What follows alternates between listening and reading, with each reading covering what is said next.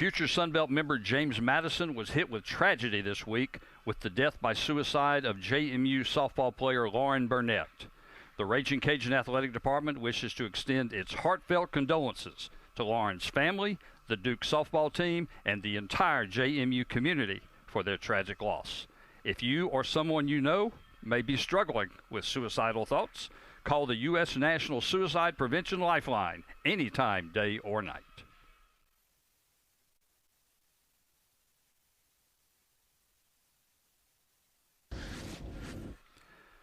The Raging Cajuns back in customary position atop the Sun Belt 2 weeks before the conference tournament. But Louisiana can't rest on its laurels. The Cajuns need to run the table to ensure that top seed. And this weekend, facing a simply red-hot Coastal Carolina team that also swept its last conference series. The Cajuns and the Chanticleers next on ESPN+.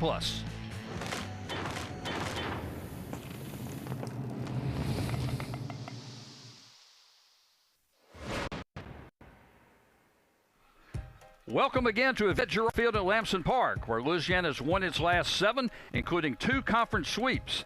They've moved back into first place in the Sun Belt with 6 games to go. The first 3 this weekend against a Coastal Carolina team that's coming off a sweep of Georgia State last weekend to snap a long conference losing streak. Hello again, everyone. I'm Dan McDonald with my broadcast partner, former Cajun baseball standout Brennan Breaux. And Brennan, Coastal might be struggling some this year, but it wasn't that long ago that they lost a 1-0 game to the Cajuns in the finals of the Sun Belt tournament, and they've got an impact maker in Kaya Thomas. Yeah, Coastal struggled early in conference, but bounced back last weekend with a sweep against Georgia State. 23 runs on 27 hits, 58 home runs as a team, and the top 6 in the lineup all have 5 home runs or more. So looking to follow that this weekend. Thomas, hitting 404 on the year, leads the team. 6 for 10 with 2 doubles, a home run, 5 runs scored, and 2 RBIs last weekend against Georgia State. The Cajuns have been red hot themselves. They've won 12 of the last 13. They've swept 3 of their last 4 series, and their numbers still eye-popping. Hitting .358 as a team, second in the country. They rank nationally in other categories, and catcher Sophie Piskus remains the unquestioned motivational leader. Yeah, UL, a team firing on all cylinders right now. 2nd nationally in hitting, only behind Oklahoma. 3rd nationally in scoring, 5th nationally in stolen bases, and 3 pitchers in the national top 50 in strikeouts. And Sophie Piskus on a tear right now, 3 for 3 with another home run Wednesday night against Houston. 2 home runs in her last 3 games, riding a 7-game hitting streak, all while handling a pitching staff throwing it at a 2.18 ERA.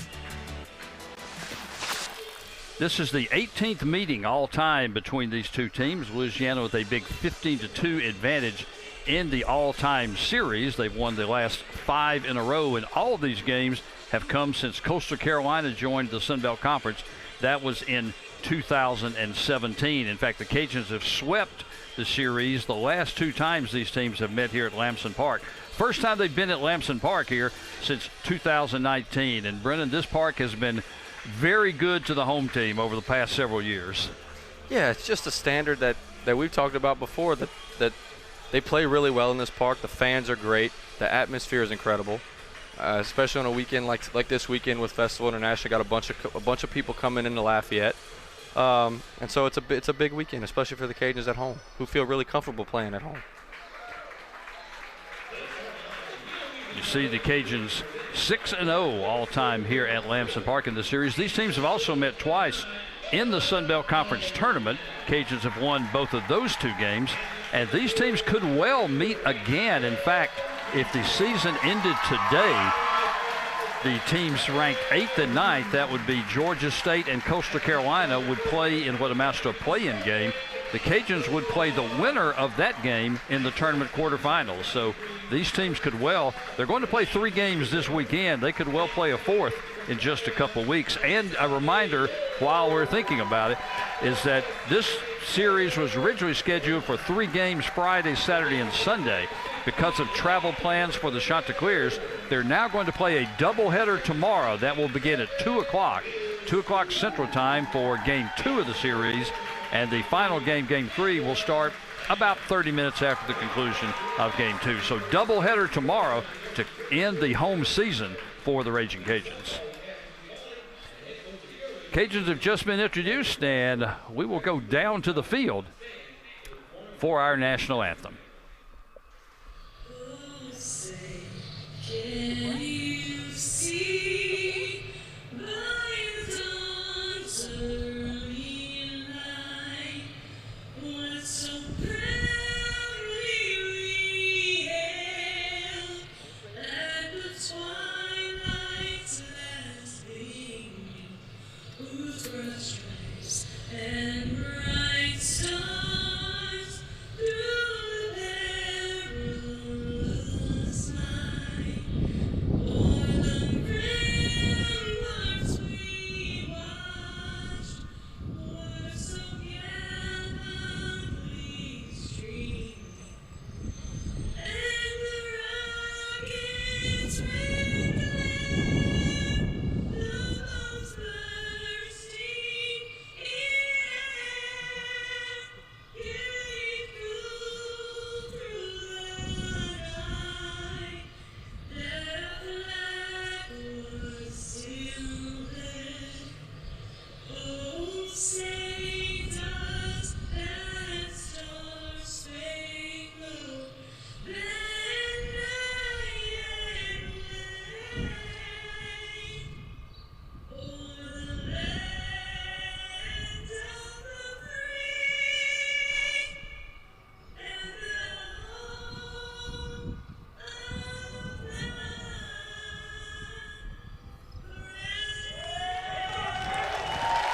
Our national anthem from Yvette Girard Field at Lamson Park, and we are just about set for softball. This is the last regular season home series for the Raging Cajuns here at this park this season, and they have been very successful here at home. In fact, they lost to Carolina in the series between these teams here at Lamson Park. And a reminder again, tomorrow is a doubleheader, 2 o'clock Central Time. We'll have both of those games for you. If you can't be out here at the park, join us on hand. We'll have both those games here for you on ESPN+. Cajuns in their traditional home white, the Chanticleers. That's not green, that's actually teal. That's the official color.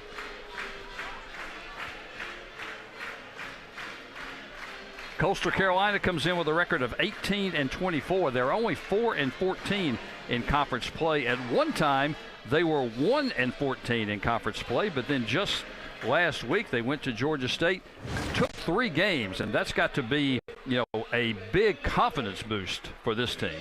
Yeah, it's really tough, especially when you struggle early in the year. You always think that you're trying to get that monkey on your back and it's going to get off sooner or later. And you go through ups and downs, and when you're stuck in that rut, at times it feels like if you keep losing, it almost feels like you can't get it off of you. And so to go in and get a sweep in a weekend, any win's a good win, but to get a sweep on a weekend, that's a big shot in the arm for the team going forward. Coastal Carolina will face the Thunder from Down Under. Junior pitcher Kendra Lamb, product of Currajong, New South Wales, Australia. She is making her 27th appearance of the year, her 16th start, 8-4 overall, 1.80 earned run average. In conference play, though, even better, 1.68, and she's been really almost unhittable over her last couple of outings. And this is a matchup that Coach Robichaux and the Cajuns really like with against Coastal Carolina. They're gonna go after Coastal all night and all weekend, and they're gonna attack with fastballs early, and we're gonna see who steps up to the plate. Micaiah Thomas steps up to the plate, the center fielder, leads the shots in hitting, 404. We talked about her in the pregame, how she sets the table for this lineup, and this is a pretty good hitting team. 259 on the season. They actually have more home runs than the Cajuns this year. I think it's a pretty amazing stat, Brendan. The top 6 in the lineup all have at least 5 dingers. It's very respectable. When I was at LSU 2016 and 2017, and the Super Regional for that year, Coastal Carolina, the year that they won it, came into Baton Rouge and played us in our Super Regional, and just like these guys, their first 5 or 6 had 15 bombs apiece, and we didn't think it was going to translate to bigger pitching, to a bigger park, and sure enough it did. So never count out the Chanticleers, especially when it comes to the 6. Lamb with this pitch pitch that cuts the heart of the plate. She's up 1 ball and 2 strikes. Kendra's parents are here all the way from Australia this weekend. They actually saw them play last weekend at Appalachian State. 1-2 pitches up high, and it's 2 balls and 2 strikes. I just don't have patience to sit on a plane that long. I don't know about you, Dan. That is a long flight. I took a flight from L.A. to Korea, and then about 3 weeks later from Korea back to L.A., and I didn't think I was going to survive. Oh, my goodness. But they're young. They can do that. The 2-2 pitch is on the outside corner, and Thomas is rung up on the call, 3rd strike. And again, they're going to come right at the Chanticleers all weekend long. It's going to see who establishes themselves first and who's able to make adjustments in the game and in the series. Lamb with 85 innings pitched this year and 131 strikeouts. That's about 1.5 per inning. As Abby Montoya stands in, shortstop, hitting .252 on the year, fouls the first pitch away. It'll get just out of play as first baseman Taylor Roman making chase on it. Roman getting the start at first base. Cajuns with some changes in the lineup tonight that we'll talk about, but they are absent Maddie Hayden, who was injured in the Wednesday game against Houston in that win, and also missing Jordan Campbell, who has a sore knee, missed the last week or so, could play tomorrow. 1 strike pitch also fouled away. Well, you talked about the strikeouts per innings pitched a little bit earlier. We look at that. If you have about a 1-to-1 ratio, so a 1 strikeout per inning pitch ratio, that tells us as an offense that the pitcher has some pretty good stuff. You know, whether it be she got something or he has got something to get you out with. And so that's something that you have to respect as a hitter, because you know she's going to get ahead and she's got stuff to get ahead of you, and then you know she's got stuff to finish you just like that there at the end. That's another finishing pitch right on the outside corner. Back-to-back called strikes. And she is picking up finished off on Wednesday against Houston. Great. That's a great pitcher's pitch right there, just right on the black. 2-strike count. You just got to look to foul that off. It's not something you can necessarily do damage with as a hitter, but looking for something just to foul off and live to see another day.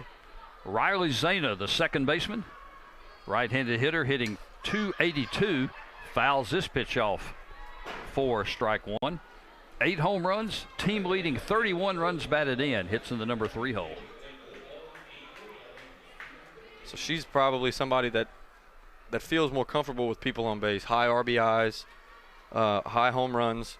So looks like she feels comfortable with people on base. Some people do feel comfortable with people on base. Some people enjoy starting an inning off and getting in the trenches and seeing what they can scratch up to start off an inning. And then some people feel more comfortable. In baseball, it's a little bit different. Pitchers get out of the stretch. Softball, you don't have a stretch in softball, but it opens up the field a lot more. When somebody's on base, there has to be players shifted over for double plays or bunts, et cetera, et cetera. So some people just feel more comfortable hitting with people on base. They have more to work with. 1-1 pitch, little nubber right at the third baseman Kutselnik. She gloves it for the easy third out in an easy inning for Kendra Lamb in the first. No runs, no hits, no errors, nobody left. We'll go to the bottom of the first. Chanticleer's nothing to bat.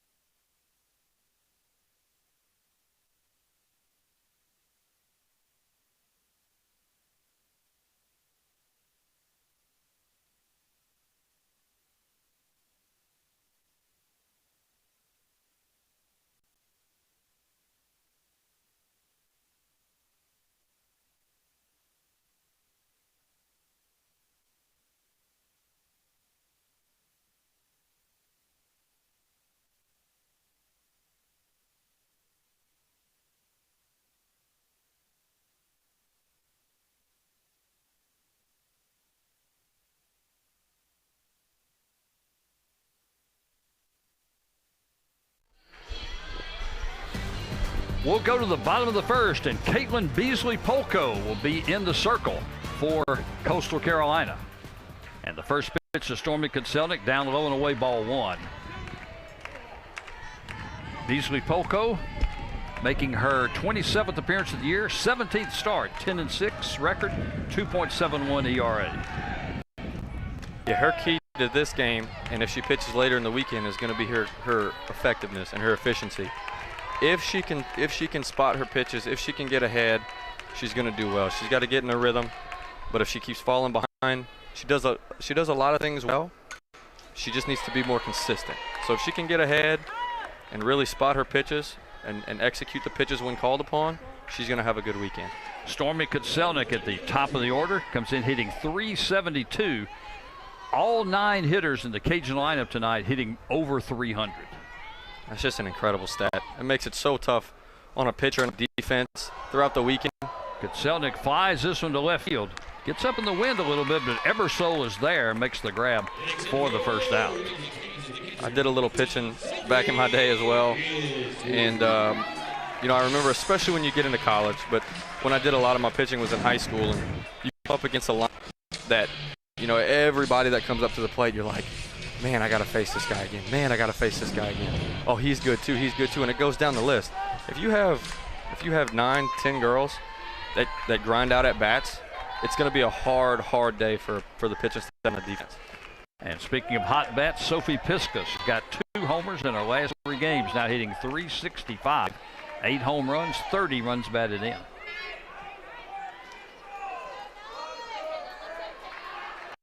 And unquestionably the excitable one. Big cut and miss at that one, and it's a ball and a strike. She was going for her 3rd home run in 4 games. And all that's bonus when you're a catcher. Catcher's the leader of the defense. She controls the pace back there. She controls the pitcher at times when she needs to. So if you have an emotional leader like that as a catcher, it ignites your whole team, and I think you're seeing that right now with the Cajuns. 1-1 is down low from Beasley-Polko, who's been around for a while. She actually pitched that game back in 2019 that the Cajuns won 1-0 in the conference championship game. Breaking ball stays low, and it's 3 balls and 1 strike. Jana Tidwell calling the balls and strikes tonight, veteran Sun Belt Conference umpire. Jamie Wood is at first. Derek Wilkins is over at third. And that was just a really good take right there. Off-speed pitch, started out the bottom half of the zone, but Piskus gets herself into a positive this count. one to right field, going back, it's off the wall. DeJesus had to turn around and couldn't really make the play. The throw coming into third base, and now it gets away, but Piskus is going to stay there. And you see the excitable one already. And I thought it went in the Cajun dugout for a second, but I guess it hit the wall and bounced back. It looks like it hit the wall and bounced back, but that's what it sets up. You take that off-speed pitch down in the zone, you get positive 3-1 count. That's a hitter's count, a damage count, like what we call it. Everybody in the park knows what's coming next. Double off the wall, triple off the wall, excuse me. First triple of the year for Piskus, although she's got a bunch of extra base hits, obviously. Her first triple, she's at third with 1 out. And this is the situation as an offense where you try to execute it at about a 65 to 70, 75% clip. Runner in scoring position, less than 2 outs. And you've got the reigning Sun Belt Conference hitter of the week at the plate in Carly Heath. And these types of situations, especially early in the series, can set the tone for the series later in the weekend. Here's you an amazing statistic. She's got 24 hits this year, 17 for extra bases. That's incredible. 11 home runs. And I think 5 of those have come in the last week and a half. This is a crazy game. It's so when you're seeing the ball well and you're hitting the ball really well, and you're in that groove, you're 10 feet tall and you're bulletproof and you're on top of the world. And then on the flip side of that, you know, when you're in a little rut and a little funk, you know, you can feel about 2 feet tall. So there's a delicate balance there, but you got to ride that wave. You got to ride that wave when you're hot. Beasley-Polko down 3 balls, no strikes to Heath. Comes with the fastball this time, and Heath taking all the way. And again, this is one of those positive counts that we just talked about. And it's a key to the game. If the pitcher, if she can stay ahead and get ahead early, she's going to keep the Cajun hitters off balance. But if she keeps falling behind, you get into these positive hitters counts, Cajuns might have had the squeeze on as Heath went after the outside pitch and offered the bunt for strike 2. Yeah, just tried to make contact with it. That tells you something about this Cajuns approach. Is you got somebody who the home run swing and she's up there bunting. Big swing and a miss though this time. Heath went after the high heat, didn't come up with it. And that could be a big shot in the arm for Beasley Poco as well going forward. Getting that early out in that key situation of one of the best hitters on the planet right now. The applause you hear is for Raina O'Neal, who's seeing action at the plate for the first time in 6 weeks. She's had a hand injury that has sidelined her since the 1st of March.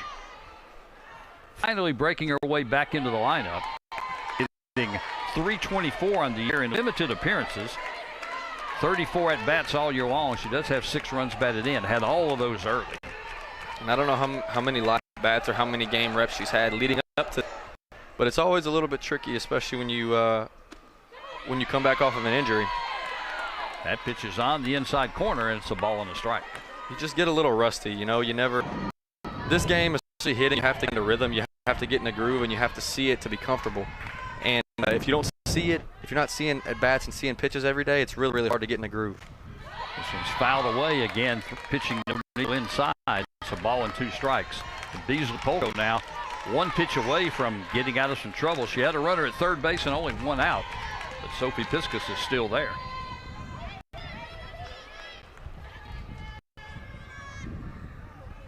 And the keys to these games, well, really to any game, is 2 out RBIs. That one just missed, just outside. Tough pitch to take. The teams that can come up with the big hits with 2 outs to score a run, we call those backbreakers. It just demoralizes the defense if you keep doing it over and over and over again. The defense knows they're so close to getting out of an inning unscathed, and the offense scratches one with 2 outs. O'Neal lines this one to right field. This is pretty deep. This is going to drop in front of the wall. 1 run is home. Now the ball gets away. She is headed for third, and they'll hold her there. An RBI triple for Raina O'Neal. Taking the lead 1-0. Welcome back to the lineup. Hadn't missed a beat, clearly. No rust there, huh, Dan? That ball looked like it just exploded off the bat. On the flip side of that coin, she's fresh. We talked about the side one. On the flip side of that, she's fresh. You know, might have hit a reset button. She's at third base, still with 2 outs. You talked about those 2 out RBIs. And now Alexa Langolier, 344 on the year, 9 homers, 32 runs batted in. And this one's down low, ball 1. They did credit O'Neal with the triple. I thought maybe they might look at a double if the ball might have gotten away, but they did credit her with a triple, and that is also her first of the year. This pitch is in for call strike 1. Really, really good pitch there. I thought almost too good, to be honest with you. Right over the heart of the plate. In 1 count, if I'm up at the plate, I'm licking my chops on that one. That's a hitter's pitch. Beasley Poco offers ground ball to second base. Zayna has it up over to Reitzman in time for the 3rd out. But the Cajuns do scratch in the first. They get 1 run on a pair of triples. We'll go to the 2nd. Louisiana 1, Coastal Carolina 0.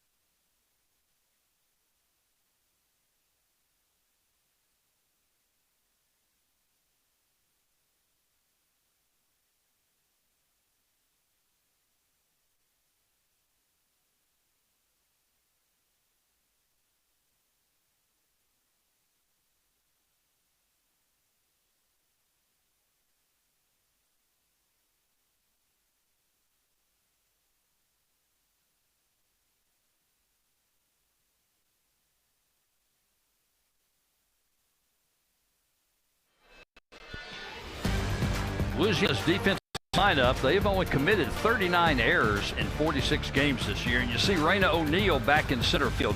She has not played in a position spot since February 27th, and that was against Alabama. And she had not had an at-bat since then. And Brendan, you talked about it. She basically stepped right back up and got right back in the, excuse the pun, swing of things.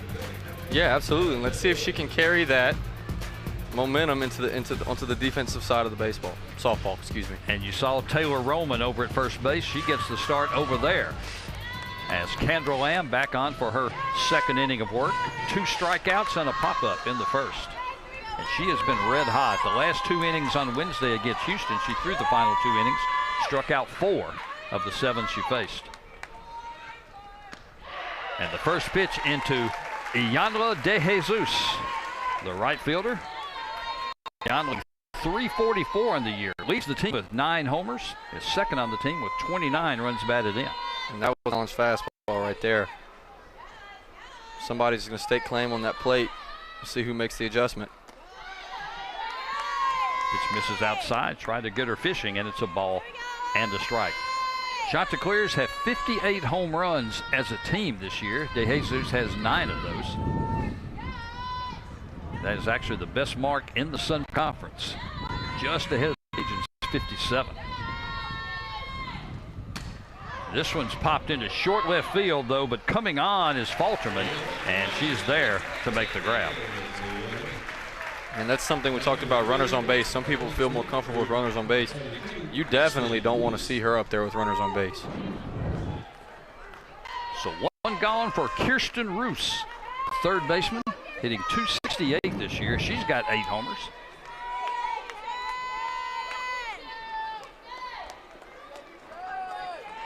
Just attacking early, attacking early. Let's see if they've noticed a pattern here for the first 5 up.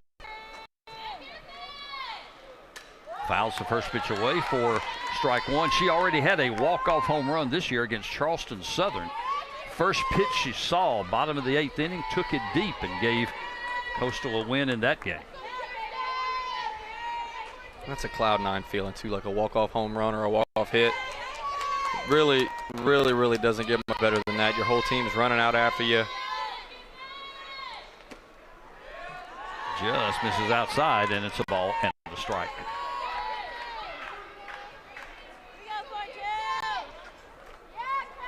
And speaking of good feelings for Louisiana's baseball team, they currently lead App State 5-2. That game in the bottom of the 5th inning, being played in Boone, North Carolina. They are also in the Sun Belt Conference Series. That game's rolling along pretty good. It didn't seem like too long ago it started. It's already almost halfway done. Louisiana, the baseball version, they had 3 runs in the first 2 innings and only had 1 hit.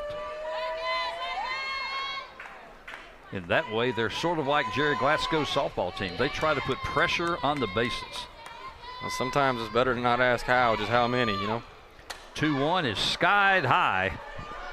The shortstop Langolier is chasing it down, and she will make the catch right in front of the Cajun dugout. Not an easy play. Definitely not an easy play, and there's a couple layers to that play there. So we work on that just about every week in practice, called pop-up priority. Shortstop obviously has priority over the whole defense, especially in the infield. That third baseman's running back, and she's got a funky angle coming back because that ball's going to creep back into the field of play. So the shortstop, it's going to fall right back into her lap. She's got the better angle in the play. Good overcall there for the out. Matt Jennings, the Chanticleer catcher, takes the first pitch up high, ball 1. Jennings hitting .194. But she also has 7 home runs this year. That's impressive. Just tells me she's got a lot of power. She's got a lot of juice.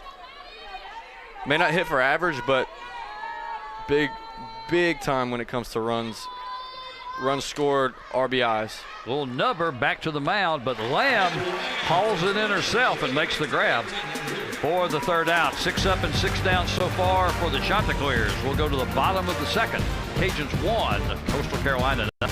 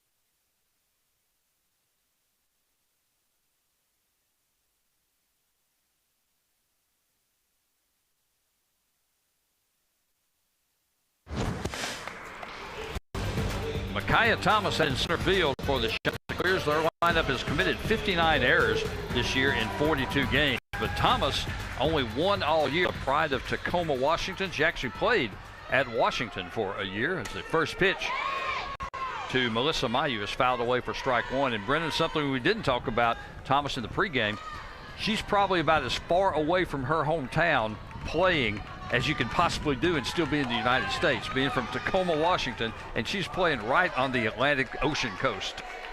From the Pacific coast to the Atlantic coast, I bet it's a culture shock for sure.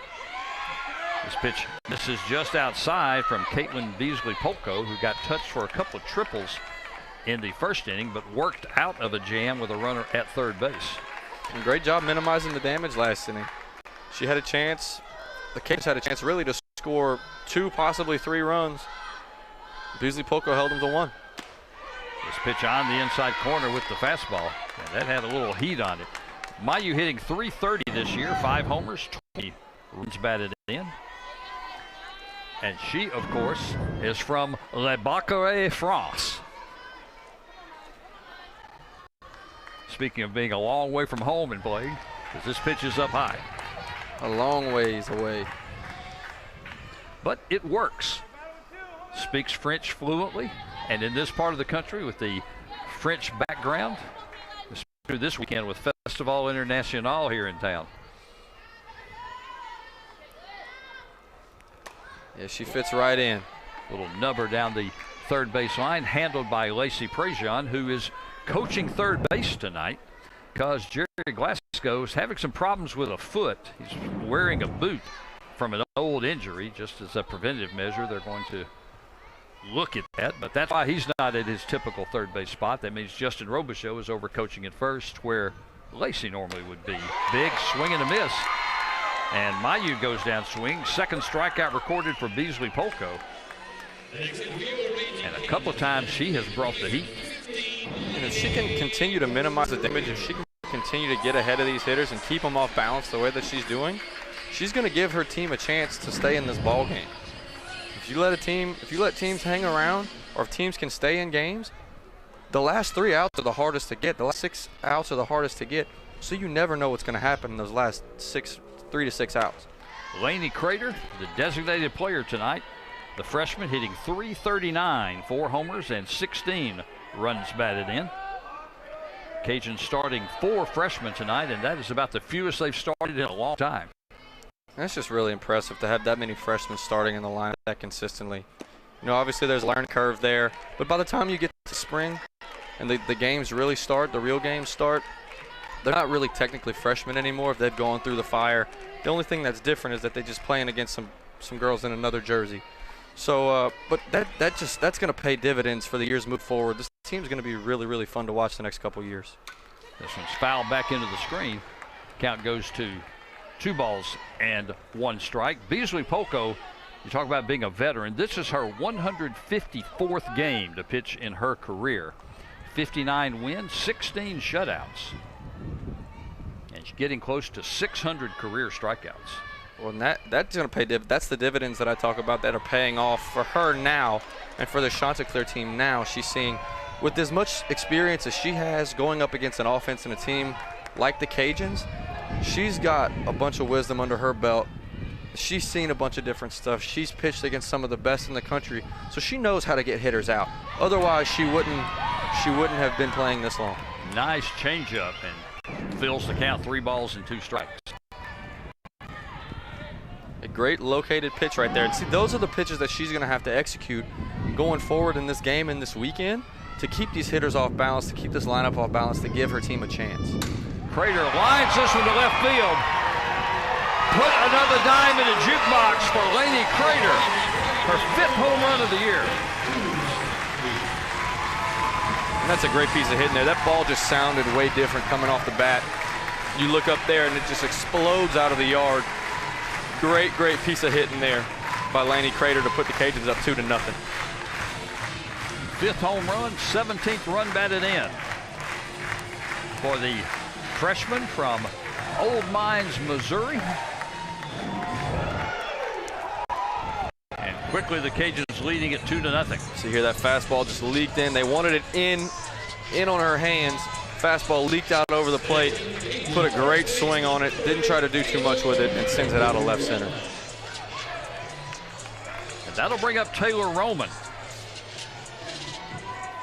Gets the start at first base tonight. Takes the first pitch outside. Of course, she is the daughter of Mark Roman, the former NFL standout from New Iberia, who played for the Bengals, the Packers, and the San Francisco 49ers after a great career at LSU. And she's someone, too, that can leave the yard at any time. So you definitely have to respect the power. Her mom, Ashley, was also a track and field athlete at LSU. Her aunt competed in track at UCLA, so she has those athletic genes. And she stands 6 feet, and she's a large 6 feet, but she can also run pretty well. That's a pretty solid pedigree there. She's got 6 stolen bases this year. She takes this pitch, nice pitch from Beasley Polko, and it's 2 balls, 1 strike. And again, Roman does a really, really good job of getting herself in a hitter's count. You see the off pitch here, just hangs up, inside corner. Great pitch to keep her off balance. Can't do a whole lot with that. It's not what you're looking for in that count. Here comes the 2-1. And this down low, 3 balls and 1 strike. Shot to clear. Coach Kelly Green said before the game that the key for Beasley Polko is location. If she can locate, she can be very effective. But now she's been behind some of these Cajun hitters. And you've seen spots of it. You've seen spurts of it. You've seen her execute pitches, just like that one. Ooh. You've seen her execute pitches in backwards counts, throwing changeups, throwing curveballs when she's behind in the count. That's something as a hitter that you're not expecting and you're not all the way looking for. You're looking for a fastball out over the plate that you can do damage with. If she can continue to spot and locate these off-speed pitches in backwards counts and keep these hitters off balance. 3-2, little nubber in front. Beasley Polko, she's going to throw it away over the head of the first baseman, Reitzman. Roman is at second. She's going to round second, and I think it's going to be a dead ball situation as it gets out of play. So Roman will be at second base on the error, and errors have been an issue for this Coastal Carolina team. That's number 60 on the team this year. And again, it's another great pitch, perfectly executed, right in on the hands. Great execution. All she's got to do is make the throw. She kind of rushed herself a little bit there, made an errant throw.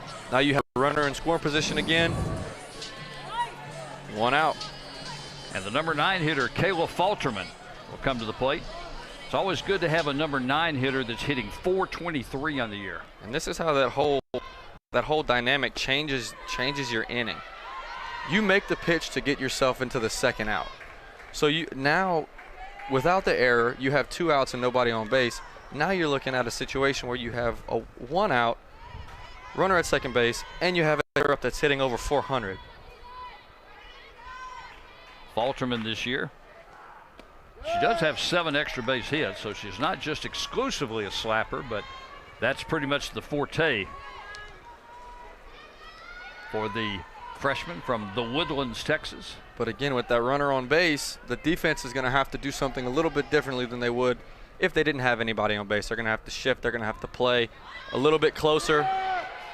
That pitch to get away, and Roman will head to.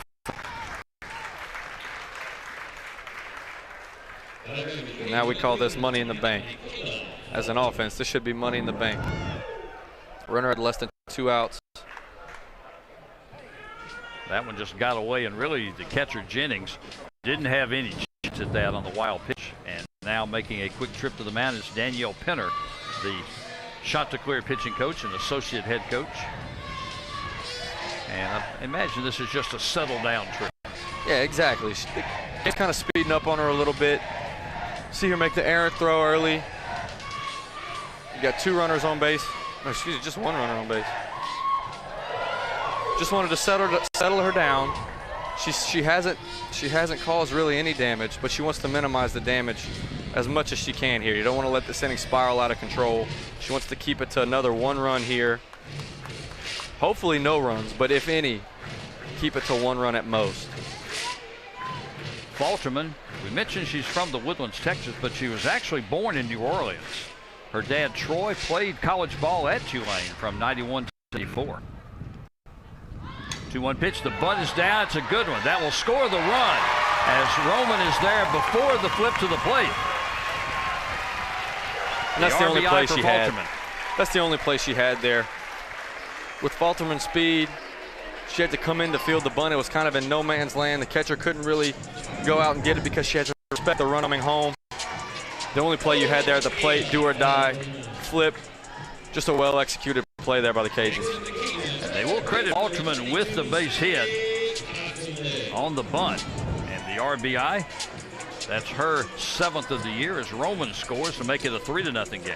And a great jump by Taylor Roman right there. Seeing that ball down first, but having that initiative, confidence to score on that ball in front of the pitcher. Back to the top of the order, and Stormy Kutselnik. Keep an eye on Falterman over there. She is 10 out of 11 on stolen bases this year. Cajuns, as a team, 115 steals in 46 games this year. It's a great hit and run count too. Oh, big cut and a miss, and it's 1-1.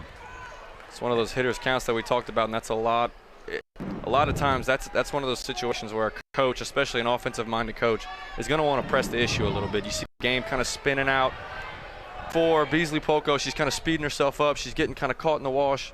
Game speeding up on her. You want to press the issue as much as you can there.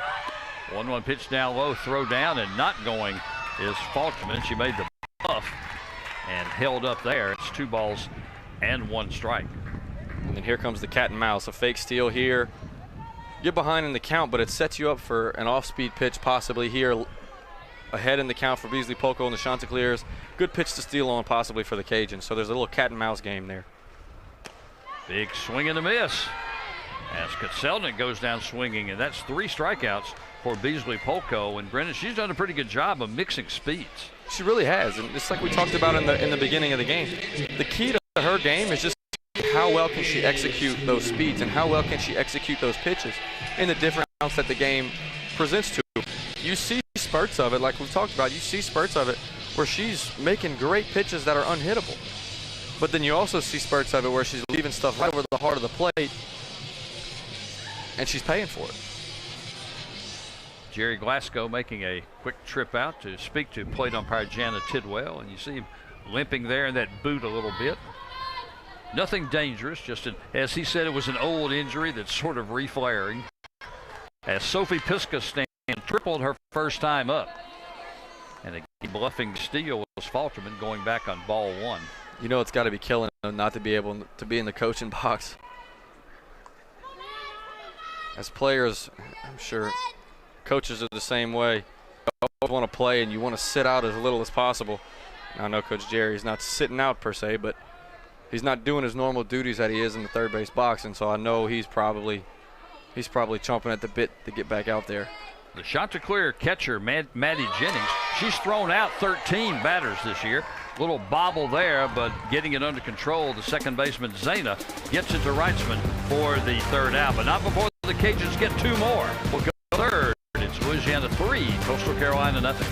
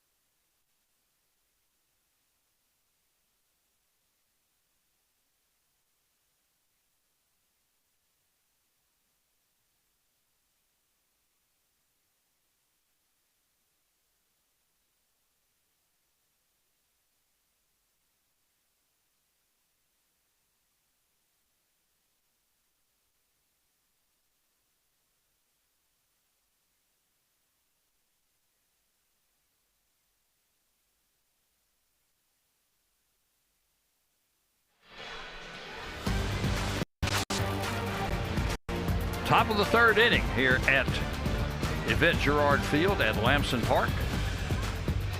And Kendra Lamb is on for her third inning of work. Lamb's only thrown 20 pitches through the first 2 innings and has retired all 6 she's faced with 2 strikeouts. And really, Brendan, nobody's hit it hard off her yet. No, she's off to a great start. As a pitcher, you're looking for about 12 to 17 pitches somewhere in that area, as a good pace for your innings pitched. So if she can stay within 12 to 17 pitches, per inning, she's off to a great start. That tells me she's really in control of the game.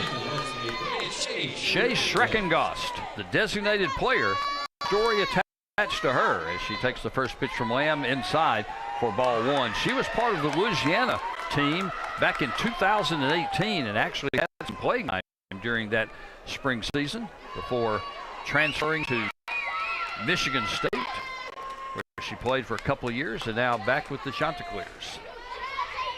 She's made a pretty good little circle then. She is familiar with Lamson Park.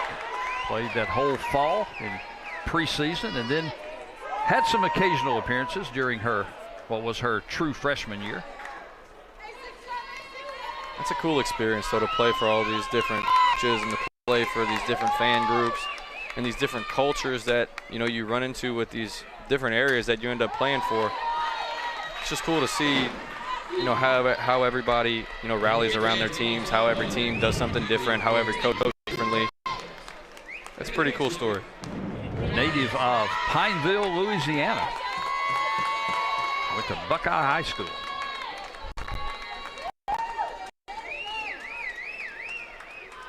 She's a long way from home as well. The 2-1 pitch. Little nubber out toward the shortstop, backing up. Almost looked like the Langoliers almost lost her balance for a second, but maintained it for the first out. Again, just continuing to attack these hitters. See here. Yep, just got it off the end of the bat just a little bit. Weak contact for the easy out. 7 in a row retired by Kendra Lamb, and now Jay Reitzman will stand in. The freshman first baseman hitting 148. Squares to bunt, gets it down. It's a good one. Piskus long throw. It's not going to be in time, but Jana Tidwell is waving a dead ball. And I don't know if she called it foul. Nope, they're going to call her out. The ball, Tidwell said, hit her maybe when she was out of the box. Maybe we'll get a look at it, but she's being called out by home plate umpire Jana Tidwell. And that's, I believe, first base coach Cassidy Smith who's questioning it.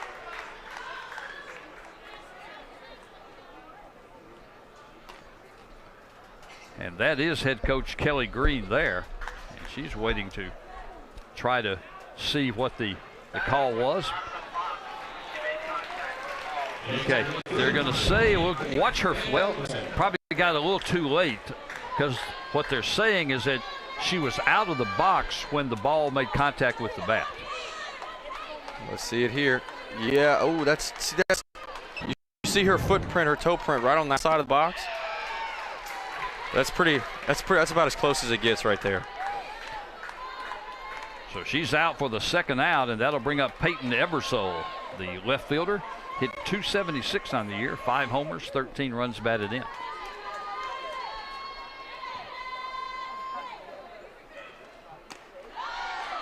The 0-1 pitch is up high. So this is a good count to be in for the pitcher. It's kind of an uneasy count to be in for the hitter because the pitcher's got pretty much everything at her disposal. Whatever she wants to throw, whatever she feels comfortable throwing at that point in time, she can throw whatever because she's not going to get hurt either way. And here comes the 1-1. Just off the outside corner, Piskus tried to frame it up. And on the flip side, this is where it's kind of hairy. As a pitcher, you fall behind 2-1. You never want to fall behind 3-1 because the count gets really, really predictable. Flip side as a hitter, 2-1, the count's starting to get a little bit more predictable. You're expecting a fastball here. This one's fouled back into the screen. It evens it up at 2 balls and 2 strikes. Just a little late there on the fastball. Just put yourself in a hole in that even count. 2-2 again. Pitcher has any pitch at their disposal that they feel the most comfortable with to get the out at that time. So maybe look for the rise ball here. Ebersole, a sophomore. 6 freshmen or sophomores in the Chanticleer lineup. Big cut and a miss. Lamb records her 3rd strikeout of the night. And it's 9 up and 9 down so far. We'll go to the bottom of the 3rd. 8-3. Chanticleer's nothing.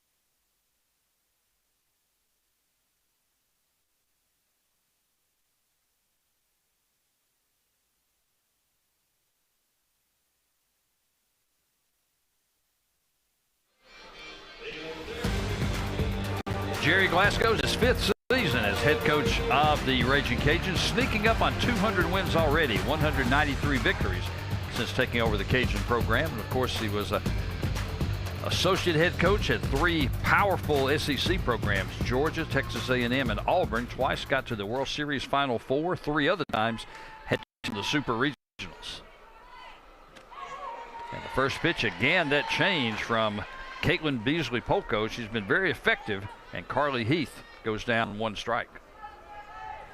Heath struck out her first time up. That's 1 of 3 that Beasley-Polko has recorded. This one's fouled away and quickly out front. No balls, 2 strikes. A great start to the inning here by Beasley-Polko. Let's see if she can continue to make those good pitches and see if she can to finish at bats. Finishing her at bats is going to be the key for the rest of this game. If she can continue to finish these at bats, to get ahead early and to finish at the end, she's going to give her team a chance to win. The 0-2 didn't miss by much. Tough pitch to take, and it's a ball and 2 strikes. Heath with 11 home runs this year. Not a bad pitch as Jennings tried to frame it up, but that didn't miss by much even before the frame. Definitely did. But she lives to see another day. Counts 1 and 2. Big cut and a miss. Came after her inside, and Carly Heath goes down swinging for the 2nd time in the ballgame. So quickly, 1 gone. Heath had only struck out 10 times all year. But now is a K victim, her first 2 at-bats. So 1 gone for Raina O'Neal. Had an RBI triple in her first at-bat since February 27th, just a little while ago.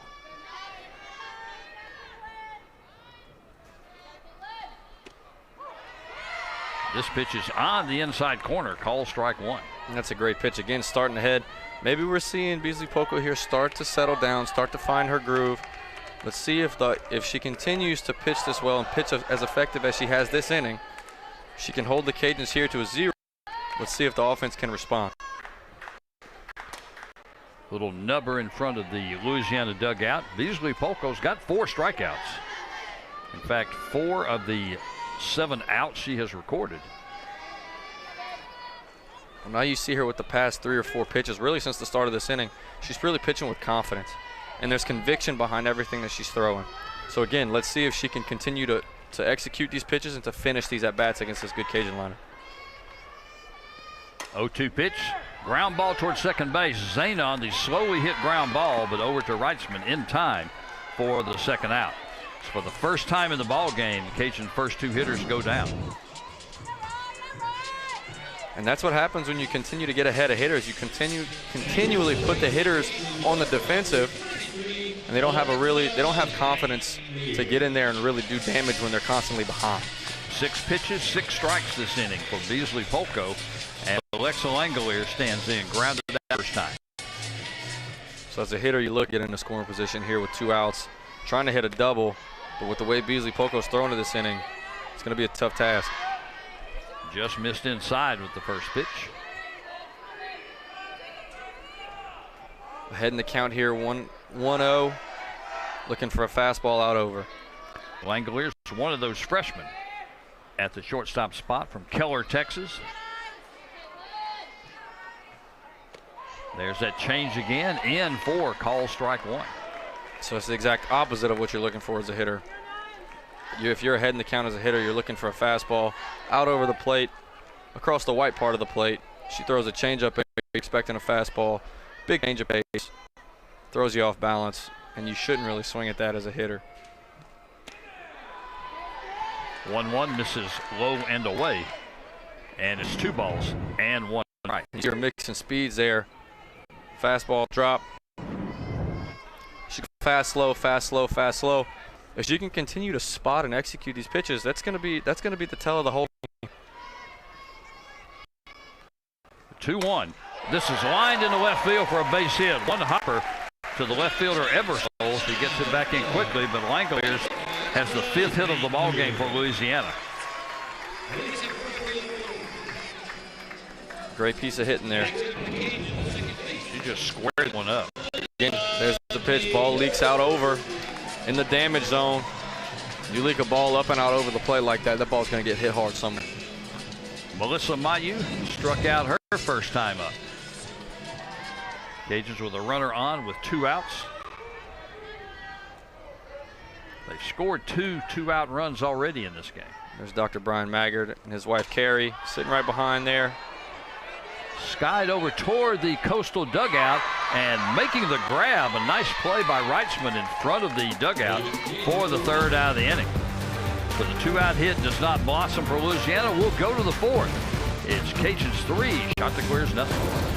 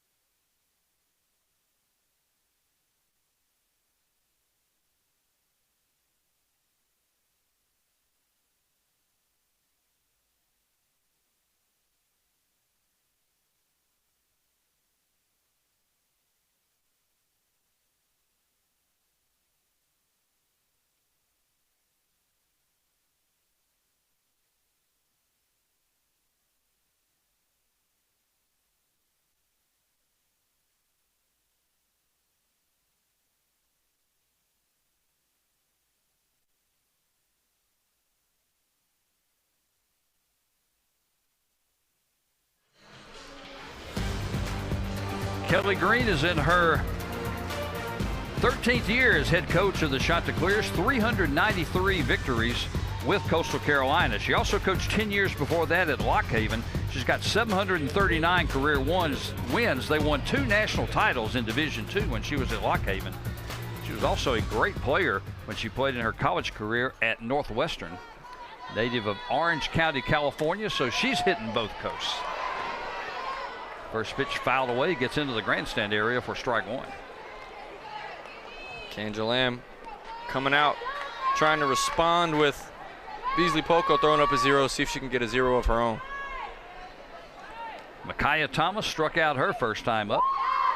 Her batting average all the way down to 398. Struggling. Yeah.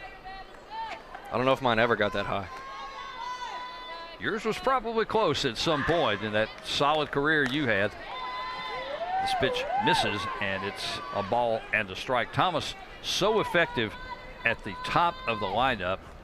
On-base percentage just under 500 at 491. Second time through the lineup.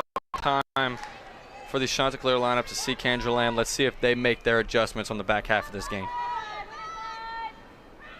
1-1 pitch, misses inside, 2 balls and 1 strike. Louisiana scored 1 in the first on triples by Sophie Piskus and Raina O'Neill. They added 2 in the second, a Soa home run by Lainey Crater, and then an error and an infield hit by Falterman provided the 3rd run. This is somebody you definitely don't want to fall behind on. 3-1 here. 3-1 here. Let's see if she tries to challenge with a fastball, if she sticks to her game plan, challenge her with something hard, or if she tries to throw off balance, if she can land something soft to keep her off balance and give herself back in the count at 3-2.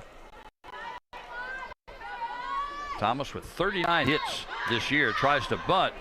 That one's fouled away, is chased down by Piskus, and now the count's full, 3 balls, 2 strikes.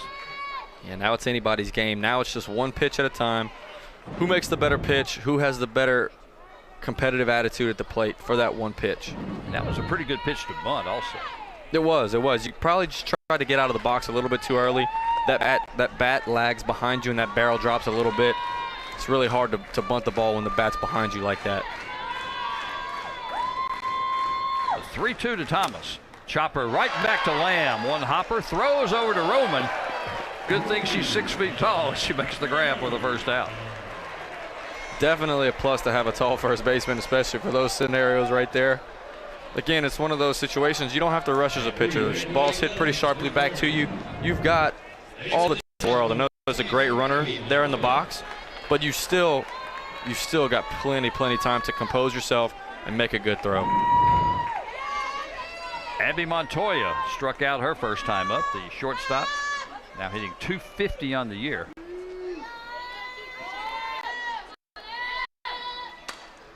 Pops this one out to shortstop. Another easy play for Langoliers, and now quickly there are 2 gone. It's a great pitch there, in on the hands. Jammed it there for the nice shortstop. See that right there, in on the hands, up and in. That's a tough pitch to handle. Your hands, and that barrel's got to really travel through the zone really fast to catch up with that pitch up and in. It just didn't quite get there. Riley Zana, the second baseman, popped up for the 3rd out of the inning, back in the first. If I'm Zana here, I'm trying to work in that bat a little bit. This one's popped up. Langoliers calls everybody off, makes the grab, and it's 12 in a row retired by Kendra Lamb. We go to the bottom of the 4th. Louisiana 3, Coastal Carolina nothing.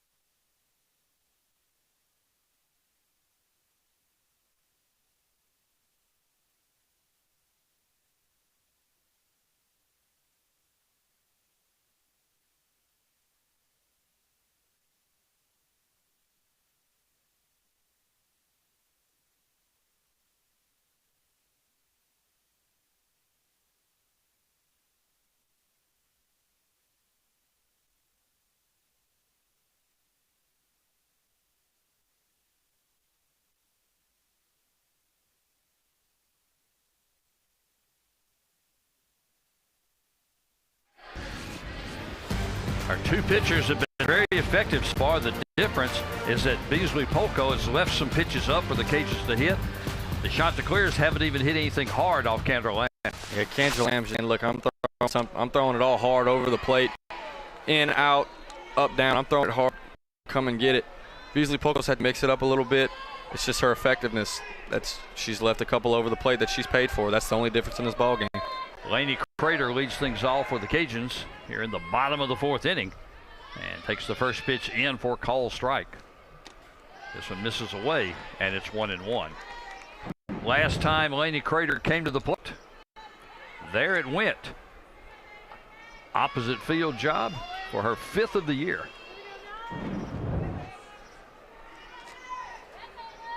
It's that 1-1, that even count. Let's see what Beasley Poco feels comfortable throwing here. This one's hit toward the first baseman, but Reitzman gloves it on one hop and gets the easy put out at first.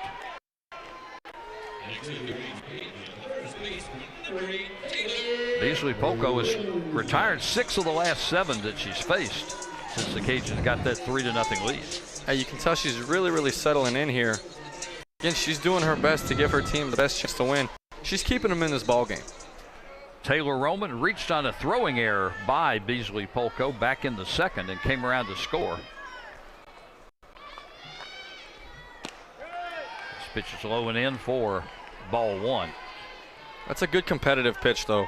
You don't want to leave anything we talked about in her first at bat. You don't want to leave anything up and out over to the plate to Taylor Roman. She's got the ability to put any ball out of the yard at any part in the park at any time. So you want to make competitive pitches without leaving them over the heart of the plate. Tries to get that bunt down, and it's a ball and a strike. One difference we can start to watch is that Beasley Poco now just short of 70 pitches, 69 in the game. Kendra Lambs only had to throw 38 pitches through 4 innings. Efficiency. That's the name of the game. 1-1 again comes with the change, and that's been the pitch that she has been really most effective with. Especially in even counts and even in the counts where she's behind. She's been able to land it a lot in backwards counts. We call that pitching backwards. So if she starts off a hitter, normally people start off a hitter with fastballs, something hard. We call it pitching backwards when people start off the hitters with their off-speed stuff. It just, you're not expecting it to start off the at-bat, and it just throws everybody off out of whack. So if she can pitch backwards and pitch backwards effectively like she's doing here, she's going to keep everybody off balance. Roman goes down swinging for the 5th strikeout for Beasley Poco. And now the number 9 hitter, Kayla Falterman, had a little bunt single back in the 2nd inning that scored a run. And the first pitch from Beasley Poco is in for called strike, and she has been much more effective the second time through the Cajun order. And this is what I was talking about right before the swing last inning, before we got out of the last half inning. This is one of those at-bats where you kind of have to be a really good team player and try to grind out as many pitches as you can. Give your pitcher that couple extra seconds to get her feet back underneath her, catch her breath. This is a really important at-bat for both sides, because if they continue Poco get in a groove, he's going to continue to push the pace. And the Cajuns right now on offense, they need to try to slow the pace, give their team, give their pitcher another couple seconds to catch her breath and get ready for the next half. Falterman, the former 2-time Class 6A All-State pick for Woodlands High. And you can see the mound presence there by Beasley Poco. The past two and a half innings, she feels confident up there. She looks like she's in the circle, and she looks like she's owning it right now. 0-2, grounder toward the shortstop. Montoya with the pick, throw across to Reitzman is in time to get the speedy Falterman for the 3rd out. Up and down for the first time in the ball game. We go to the 5th. Louisiana 3, Coastal Carolina 0.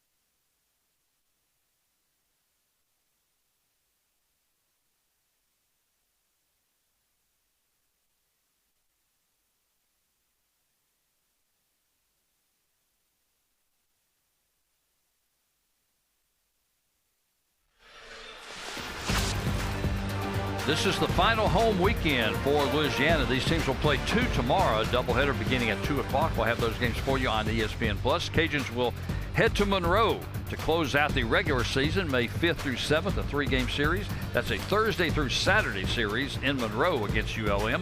And then they'll head to the Sun Belt Conference Tournament, and scheduled for May 10th through the 14th. That one in Mobile, Alabama. And then the Cajuns anticipating postseason play in the NCAA tournament. Iyanla De Jesus flied out her first time up. Skies this one pretty deep. But the left fielder Falterman is coming over, and she makes the grab for the first out. That's only the second time the Chanticleers have gotten it out of the infield, and it's been fly balls to Falterman both of those times. If you notice, it's just been a lot of outs the last couple, in 2-3 innings. There's been a lot of quick outs. At bats early in the count, only lasting probably 2 or 3 pitches at most, which is really good for the Cajuns and Kendra Lamb, obviously, going forward and going deep into the game. But it's really bad, you know, for the Chanticleers, because there's got to be a delicate balance there, because with a pitcher that's got the stuff that Kendra Lamb has, the dominant stuff, there's a delicate balance between being aggressive and picking out the pitch that you want to hit and that you know that you can do damage on, and then capitalizing on that. Right? It's almost like we're seeing, not free swinging, but like a little bit of over aggressiveness and not picking out their pitch that they know that they can do damage on, especially early in the counts, leading to early outs and a lower pitch count for Kendra Lamb. These were the 40th and 41st pitches for Lamb in the ball game, and we're in the 5th inning. I mean, that's an incredible pace. And that's something that Coastal has to either address 2 ways. They can either continue and double down to be over aggressive, which right now is working against them, or they can try to be more selective moving forward, and maybe try to raise that pitch count up a little bit. It may not pay dividends today, but it may pay dividends tomorrow in the first or possibly the second game tomorrow. Kendra Lamb throws all 3. I'm sure she will make appearances at some point in all 3 games tomorrow. Just got a piece of it, fouled it away at the plate. So ball and 2 strikes to Kirsten Roos. Now hitting .266 on the year, fouled out her first time up. This pitch is way up away, and it's 2 balls and 2 strikes. And there's her out pitch there. That's that rise that she really, really likes to put people away with. She comes at you with that fastball or that screwball in on your hands. She likes to finish you with that rise up top. Change the levels there a little bit. Roos has 8 homers this year. Let's see if she goes back in. She goes back up. Here comes the 2-2. This one's skied to right field and pretty deep, but plenty room for Carly Heath. She makes the grab for the second out. And that's now 14 in a row that Lamb has retired. With not very hard contact at all. You've seen weak contact left and right. It's just a great pace. It's just a great attitude to have for the Cajuns, for Kendra Lamb to say, here it comes. Try and hit it. And Maddie that happened so far. Popped up to the pitcher her first time up, as this pitch just misses inside. Piskus thought she had strike 1 from the little reaction that she had. And that's those competitive pitches that I was talking about. It may not be a strike, but it's close, and definitely close enough to have that in 1, the umpire's mind, and 2, that hitter's mind, saying, man, that could have really gone either way.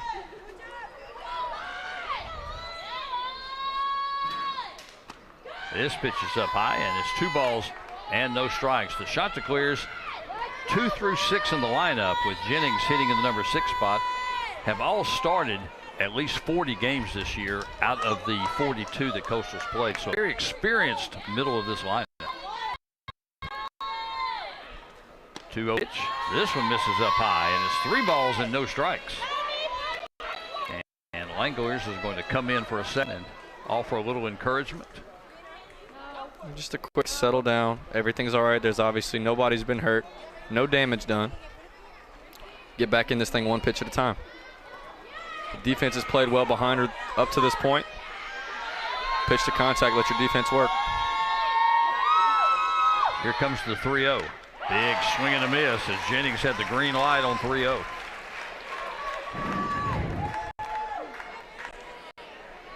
And those 3-0 swings like that, usually it's a take.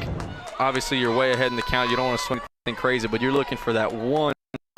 And that's almost sometimes got to be given to the player by the coach. Say, hey, look, you got the green light. If you see it, go ahead and swing at it. It's popped up, and Mayu runs it down at second base. And Lamb fights back from 3-0, and we'll go to the bottom of the fifth. Cajuns 3, Chanticleers nothing.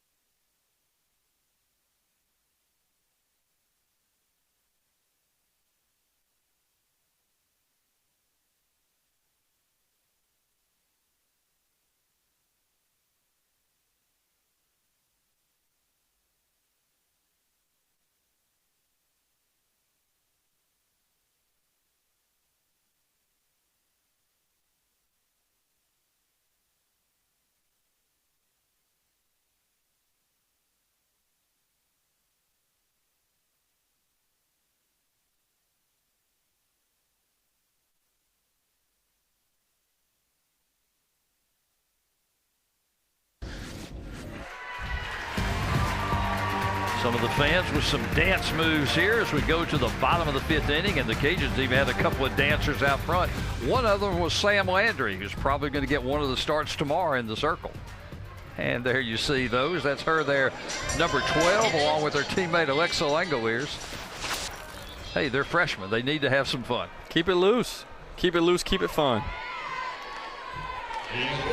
Stormy Kotselnik leads things off 0 for 2 today. Flied out to left and struck out. Still hitting .367 and hitting .596 when she leads off. I've had the pleasure of talking with her dad a bunch. He gives hitting lessons also, as well as I do. We give it at the same place, so occasionally we run into each other from time to time. And so I'm always picking his brain about, softball's a little bit different. It's a lot of the same mechanics as baseball swing, but it's a little bit different too, and it's got their little intricacies as well. This one's nubbed over toward the Cajun dugout. I've had the opportunity to pick his brain a lot, and he really knows his stuff. It's cool to have that conversation on both sides of the diamond sport. And for those of you who may not be well versed in the Cajuns, the other diamond sport, baseball, my broadcast partner tonight with probably one of the purest swings of any Cajun over the past several years.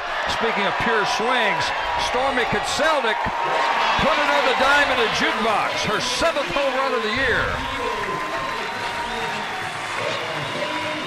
No, Dad taught her that one. I was going to ask you if you taught her that or he taught her that. Oh, that's all him. That's all Dad right there. Kotselnik with homer number 7, RBI number 36. That's the most of any Cajun. And just like that, it's 4-0. 4 extra base hit for the Cajuns tonight. It's really not a bad pitch there. The pitch is up and away. Kotselnik just put a great swing on that ball. Ball's elevated just enough, and she put just enough barrel on it to get it out of the yard.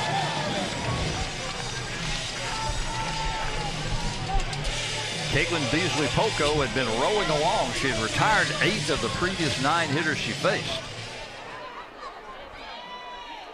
Sophie Piskus stands in. She had one of those triples back in the first inning. And first pitch is on the outside corner, call strike 1. It's a great way to bounce back, though, after giving up a home run. A little bit later on the back half of the game. Great way to step back in the circle with confidence. Get ahead with a good pitch there. Piskus has her slugging percentage up to .692 now. Speaking of confidence, see that swing there by Piskus. There was no hesitation. She knew exactly what she was looking for. And she doesn't get cheated. And she does not get cheated.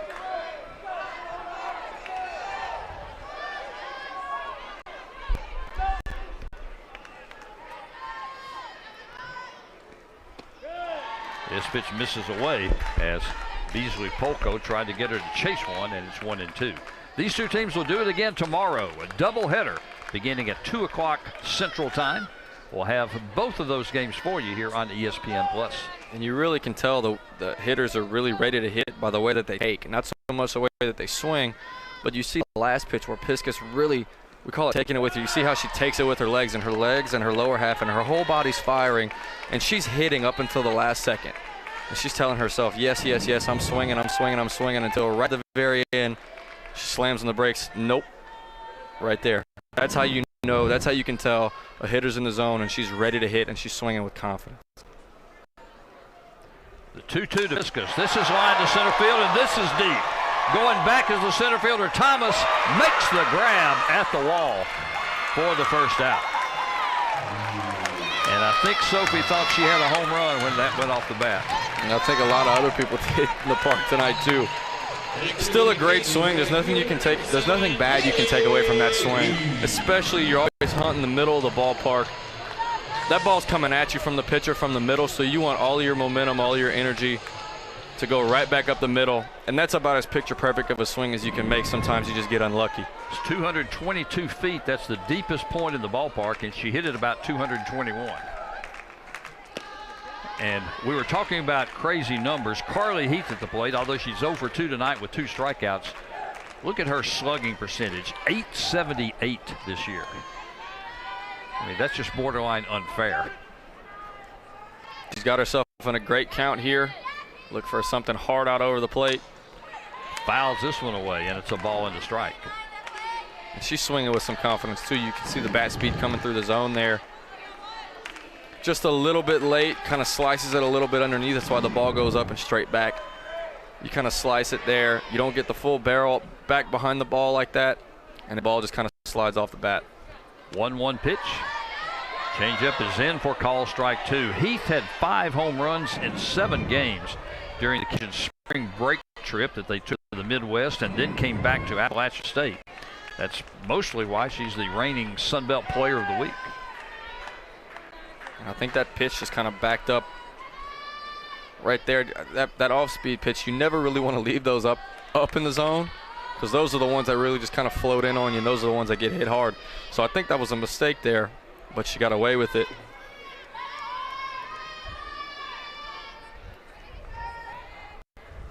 One-two pitch. They'll check down to see if she went around, and third base umpire Derek Wilkins says no, and it's 2 balls and 2 strikes. I still think that's just an amazing figure. She's got 24 hits this year, 17 of them for extra bases. And that was a close swing there. Just barely checked her swing, but she lives to see another day. Lacey Prejean coaching third base tonight with Jerry Glasgow with that sore foot. 2-2 misses outside. Now we're full, 3 balls, 2 strikes.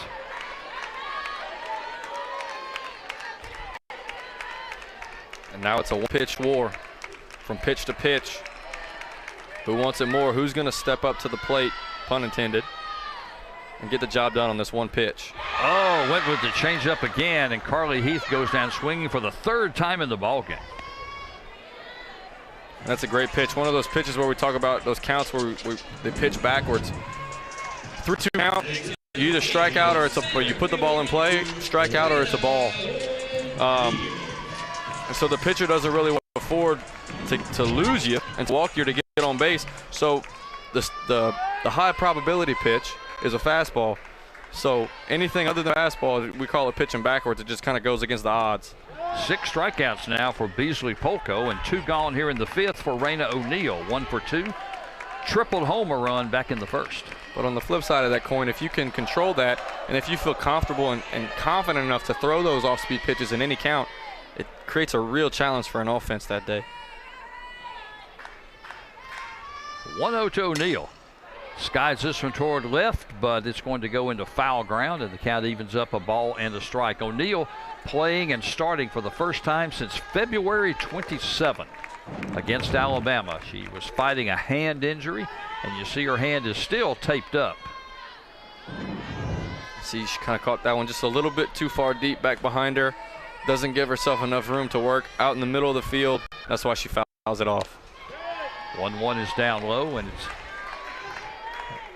A good thing for Louisiana that O'Neal is back able to play, because the Cajuns lost Maddie Hayden for an undetermined time on Wednesday. She suffered an injury when she ran through at first base, and don't know how long she's going to be out. 2-1 pitches, line to left field, and this is pretty deep. Ebersol is going back, put another dime in the jukebox. Raina O'Neal, her first home run of the year. I don't think she's missed a beat. A home run and a triple with a little dance move there at the end to top it off. 3 dingers for the Cajuns tonight. And they have now taken the Sun Belt Conference lead away from Coastal Carolina. Again, that ball's just over the fat white part of the plate, and that's the damage zone. That ball's going to get hit. If you put a good swing on it, that ball's got a potential to go real far, as it did. Ebersol almost had a shot at that. She was back at the fence and just wasn't able to get where she needed to get, as the shot declarers are going to go to the bullpen. We'll come back to meet the new pitcher when we return. We're in the bottom of the 5th. Cajuns lead at 5-0.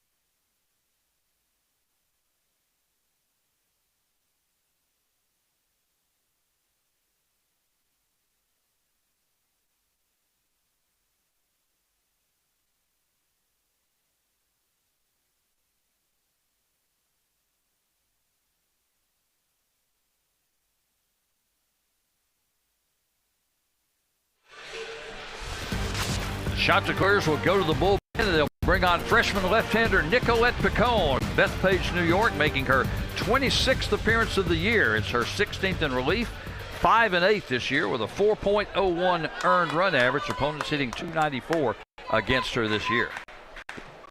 And the first pitch from the lefty is outside for ball 1, and now the Cajuns will see a different angle coming in as Beasley Polko, the righty with the changeup that has been very effective. Picone is the fastball curve type. And as you know, her innings pitched to strikeout ratio wasn't as high, so that just tells me that she doesn't have as lights out of stuff. And the second pitch to Alexa Langoliers is lined to left field for the out. But not before the Cajuns on a pair of home runs, and they lead it 5-0.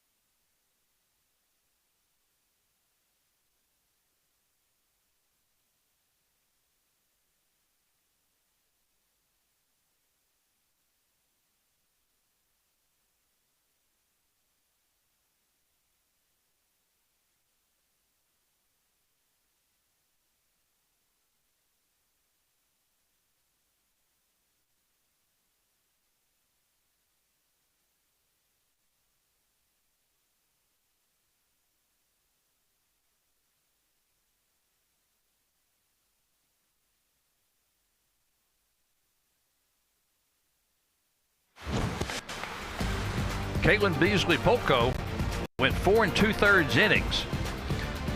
She did strike out 6, but she was a victim of the long ball. 3 home runs, 5 extra base hits the Cajuns had. She did record some strikeouts and had the Cajuns off balance for a while.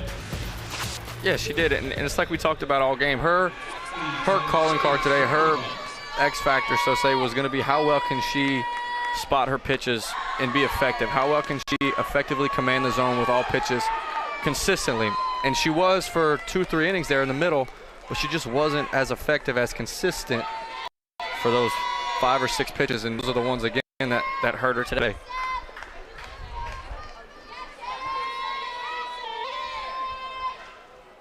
Jay Schreckengost leads things off for Coastal. Pop up in the air, and Piscos behind the plate makes the grab for the first out. And that is not an easy play for catchers to make. No, it's not an easy play, and she turned around real quick at the end. Normally you'll see catchers throw the mask off as quick as they can and try to turn around as quick as they can. Because like I said, that ball in the infield, the ball is going to continue to creep back. Once it gets to its apex at the top, the way the ball's spinning, it's going to creep back towards the infield. So as a catcher, you want to stay behind it towards the infield so that ball kind of comes in you. And she just turned around a lot later than I expected. Jay Reitzman tries to put the bunt down. Piscos will throw it, but they're going to call dead ball. I think it was a foul ball when Piscos got in her glove. And, you know, very similar play to Reitzman's last at-bat when she was called out because she made contact with the ball with her bat when she was out of the box. This time you see she keeps her feet just in the box, but you see the ball really was in foul ground before she made contact. You see her moving up in the box like that. You have to move up in the box like that to give yourself the best angle for that ball to stay fair. The more you move up in the box, the less foul territory you have to worry about. So you move up in the box, give yourself the best angle for that ball to stay fair on the ground. One strike pitch is fouled over the Cajun dugout. Cajuns make chase, can't get there. It's no balls and 2 strikes. Lamb has retired all 16 batters she's faced so far and still only thrown 52 pitches in the game. She's coming at him just pretty much with fastball, rise ball, everything hard. She's challenging so pretty much all night, and they haven't had an answer for him. The 0-2 pitch, big swing and a miss as Reitzman went after something outside the zone that time. Yep, she's been working up and down and in. She decided to expand the zone a little bit away, and she got the swing and miss there. It's a great little change of pace. That's something that can show that now that the Coastal hitters have to respect that also. 4th strikeout for the Thunder from down under from Kurrajong, Australia, as Peyton Ebersole stands in. She was one of those strikeout victims in the 3rd inning. 2 gone in the top of the 6th. Squares to bunt, takes it just outside, ball 1. And you can see the strategy change a little bit. They want to put the pressure more. They want to get the ball in Lamb's hands and Piscos' hands with bunts, with slaps, etc. They want to get the ball on the ground fast, try to make her move a little bit, see if that'll throw her out of rhythm. This one's fouled back, and it's even up at a ball and a strike. If you just joined us, Kendra Lamb's parents are in town all the way from Kurrajong, Australia for a couple weeks, so great that they get a chance to see her daughter play. And it's festival weekend too, so they're coming in at a good time. Oh, that was part of it. You know, that schedule was figured in advance. The 1-1 pitch, fouled back. And Lamb out front, a ball and 2 strikes. I guess it worked out well with the last home series of the year. I guess it all just kind of fell into place. Ebersole hitting .274 in the year. She does have 5 homers in the 9 spot. I had done the opening weekend with you here. And man, it seems like just yesterday that we were out here saying now how good it was to start the season off again for opening day. And now we're on the back half of the season. Now it's the last home series of the year, going into the postseason, going into the conference tournament. It's the best time of the year, but at the end of the day, it's still kind of getting to the nitty gritty and starting to wrap up conference and get into the stuff that really matters. We'll have 3 seniors who will be playing their final home games tomorrow in that doubleheader. 1-2 pitch, big swing and a miss. She went with the change this time and recorded her 5th strikeout. Up and down for the shot that clears in the 6th. We'll go to the 6th. Cajuns 5, Coastal Carolina 6.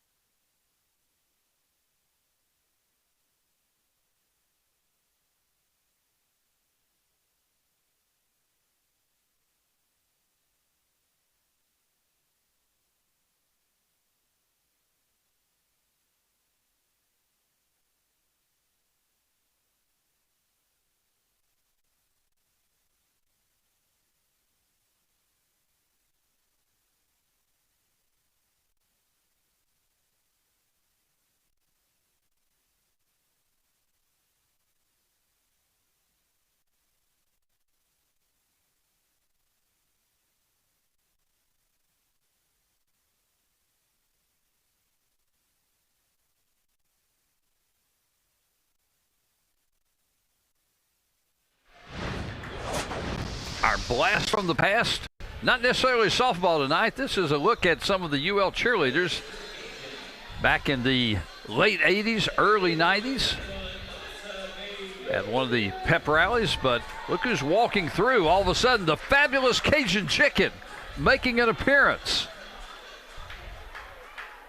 Our good friend Russell Heim in the famous chicken costume. And he made it famous. I say they bring it back. Fabulous. I say they bring it back. I don't know if Russell's knees can handle it anymore. He's had a couple of knee surgeries since then. I say they bring back the chicken. Melissa Mayu leads things off. She's one of the 3 seniors playing this final weekend. As Nicolette Picone jumps out in front. No balls, or 1 ball, 2 strikes. Picone came in and got the last out in the 5th inning. Only threw 2 pitches to get the 3rd out. That's a great pitch there. Different look totally than what they've been seeing thus far. Coming out of a different arm, left side, got some different spin.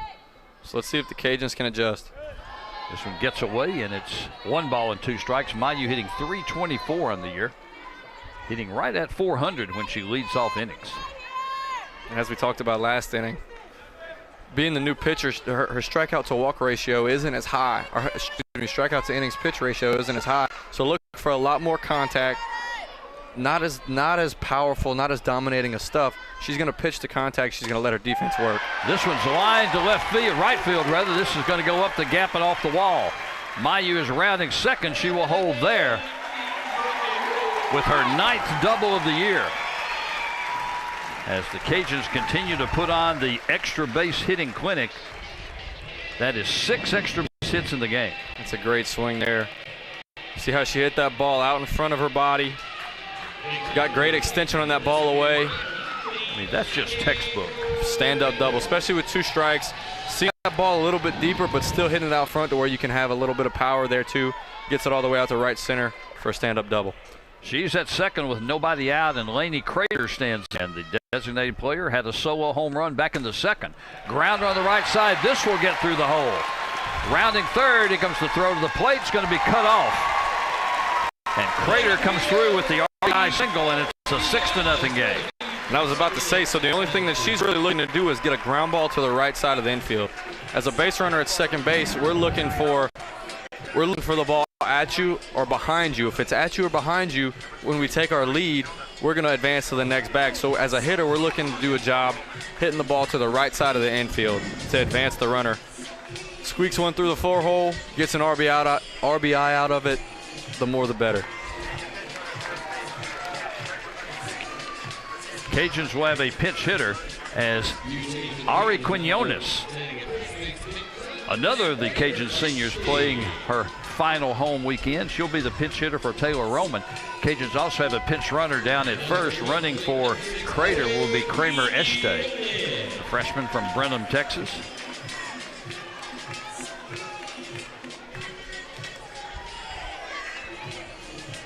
And Este's got a lot of speed down there too. 9 for 9 this year on stolen bases. And Quinones stepping in as the pinch hitter, hitting .281 this year.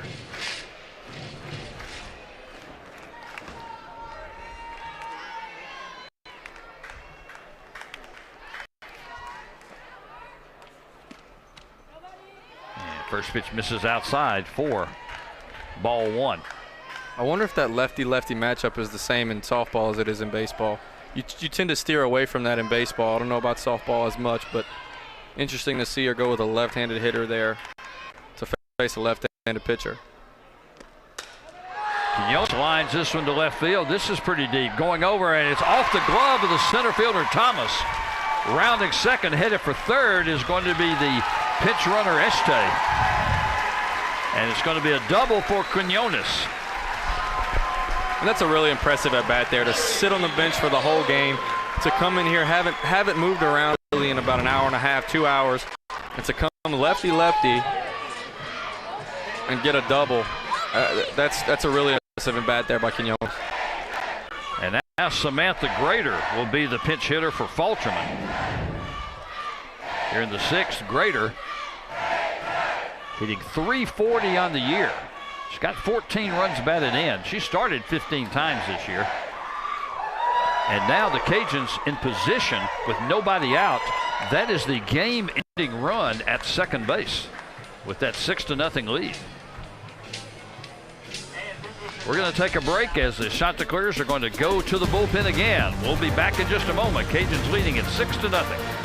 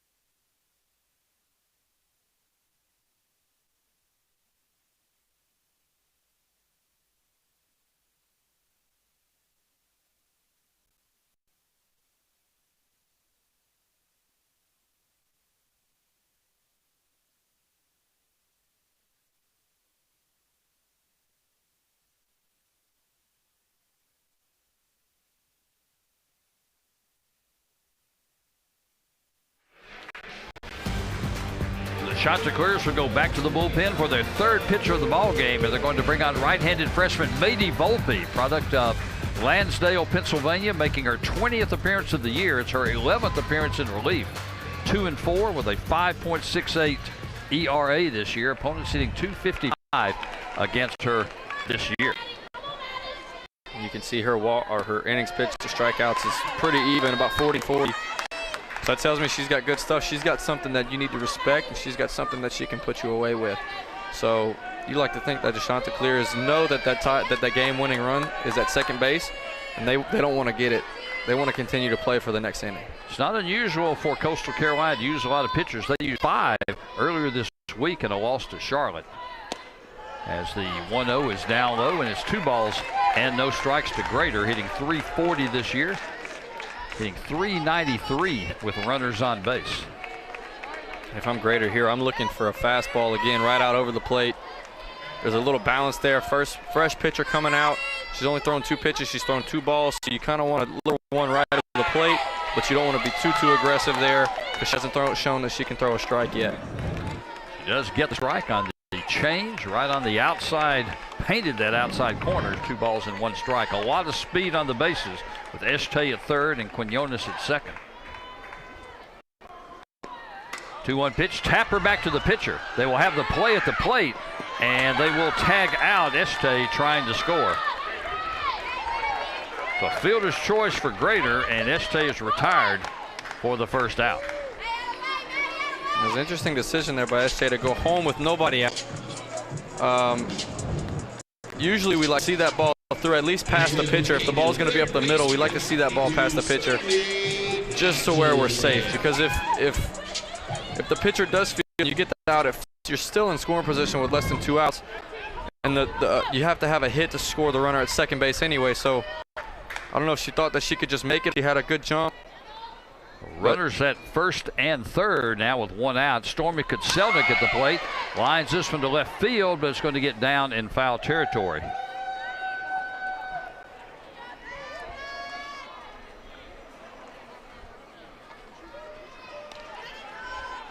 So now it kind of puts you in a different situation here.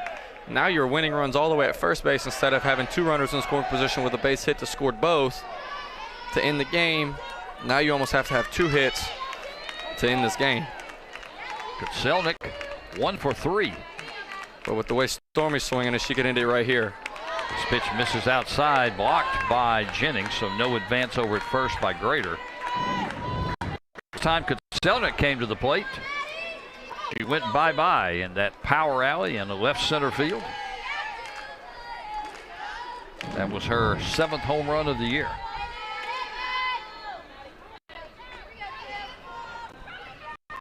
The 1-1 pitch.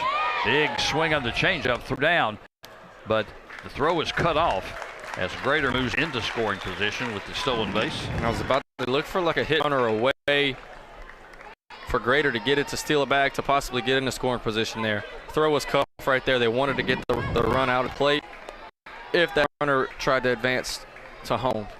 First stolen base of the year for Samantha Grader. And runners again in scoring position. This one skied foul. Count will remain a ball and 2 strikes. And another big swing right there. Swinging with confidence.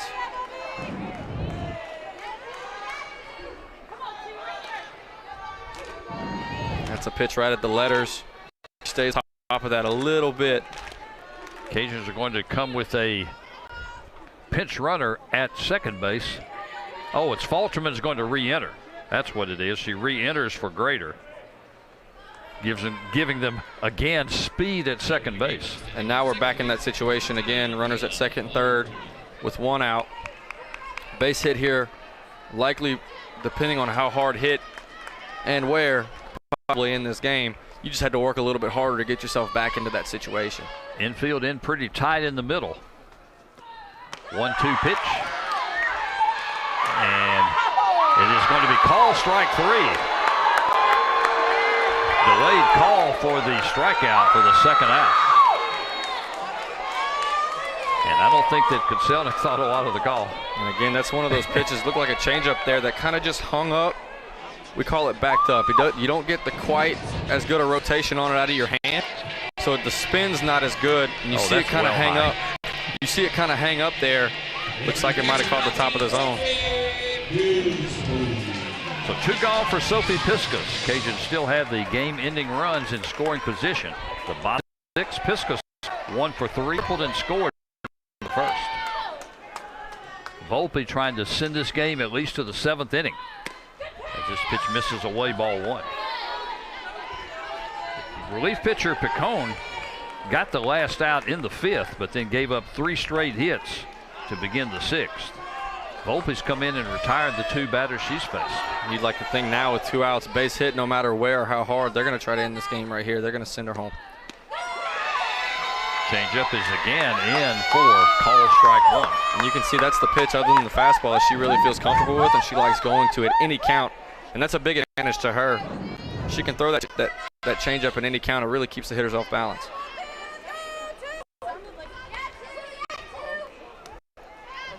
Shot to clears with a team ERA 4.56 this year as this pitch way up high. Nicely grabbed by Jennings. Might have saved a run.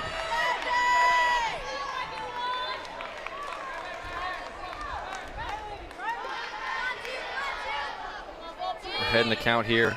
Changeup's not out of the pitcher, especially with the winning run there. 2-1 pitch. This is lined to left field.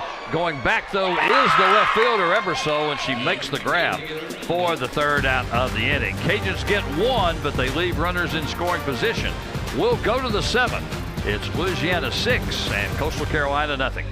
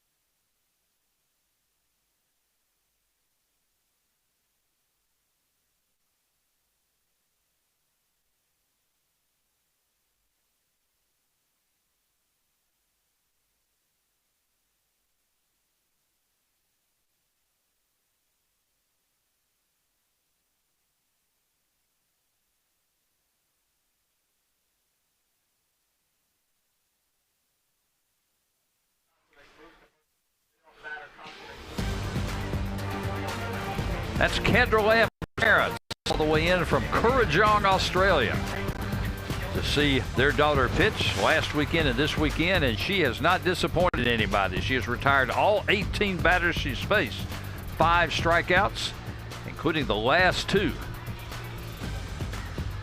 She has done a great job at keeping the Chanticleer hitters off balance.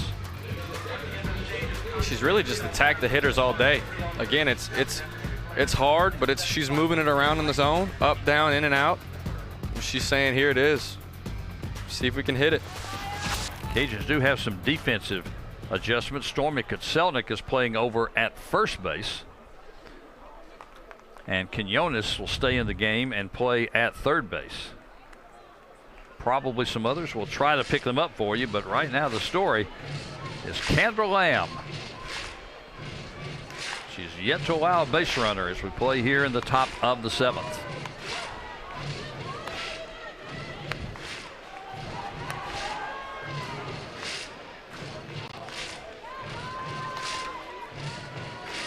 So let's see if she can continue that focus, continue that command, and that mound presence that she has. Let's see if she can finish the game strong here. Micaiah Thomas, 0-2, struck out and grounded out. She is a tough out in the Chanticleer lineup. Even with the 2 outs, she's hitting .394 this year and hitting .612 when she leads off innings. It's an amazing number. It really is. And it's so hard to do all those numbers page, but there's a lot of work that goes in between those numbers. And that's very, very impressive, no matter who you are. In for call, strike one, is up the count at a ball and a strike. That's a great pitch. There's nothing that Thomas can do with that pitch. On the black outer half of the plate. 1-1 is away, and it's 2 balls and 1 strike.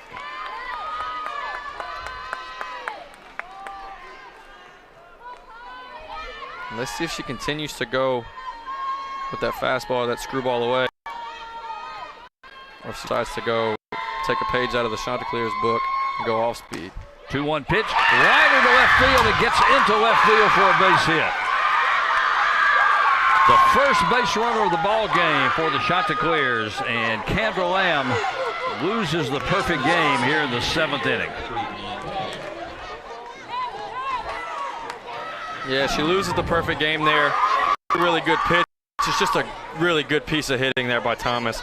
And that's the reason why she's doing as well as she is. She can handle pitches at any part of the zone. Abby Montoya 0-2, strikeout and a pop-up. Pops this one up, some foul ground. Kutselnik making a chase, but it'll get out of play. So Thomas is the first base runner for Coastal Carolina.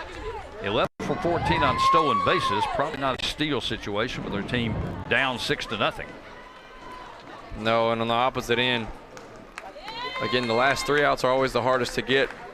Up 6 runs, you got to, but for Louisiana here, we're just chasing outs. You want to get as many outs. You don't really care who runs until that who comes across to score a run.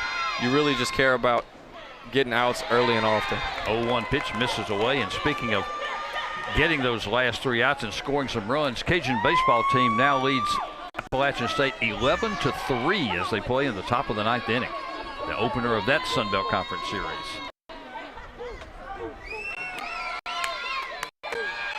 Here, Louisiana leads 6-0 as we play in the 7th. 1-1 pitch, tries to bunt it. It's a good one. Piskus up with the throw, and it's going to be a dead ball, but I think they're going to send her back to the plate. Looks like the ball hit her on the shin coming out. We'll see if she was in the box, and I think that's what umpire crew is going to talk about. We'll see if that ball came down here. Yeah, it did. It did bounce right off her knee. It should be a dead ball, just a foul ball. But she was definitely in the box. We've already had one instance where a Chanticleer base runner has been called out for being hit by the ball out of the box, but no question that time. So it's 1-2 to Montoya, with Thomas at first.